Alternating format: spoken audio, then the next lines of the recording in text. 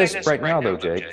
Rep Grijalva she should be working for her constituents. I don't know what she's doing. I keep seeing their political stunt videos and they're knocking on the door and she's not there. She should be in her office. She should be working or in the district for her constituents. She's already hired 16 staffers.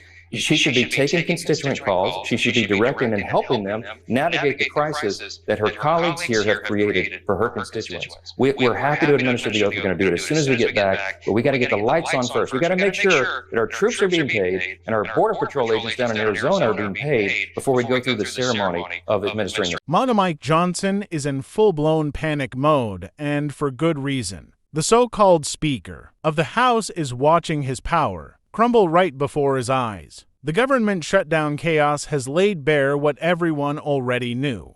It sounds as though Leader Thune is negotiating behind the scenes to assure Democrats the negotiations are real. Are you talking at all to your Democratic counterparts? Are you doing any negotiating? There have been constant negotiations going on, both inside the individual parties and across the chambers and across the aisle. I don't know what Bernie Sanders is talking about. So much of what he said or what I've heard he said at his town hall last night is incorrect, inaccurate. I think he knows that. He's been around here a long time. But look, this has, as I mentioned, the Obamacare subsidy was an issue that was always going to have to be resolved by way of consensus and thoughtful deliberation and discussion. There has been a lot of that on this subject. There is currently, and there will be going forward. That has nothing to do with the short-term stopgap funding measure of the continuing resolution. Bernie Sanders knows that. Chuck Schumer knows that. Everybody knows that. This is not a healthcare fight. This is a fight about keeping the lights on. This is a short-term funding fight, 7 weeks, simple measure to allow us to continue all this work. And ironically, they are the ones that... Mike Johnson isn't a leader.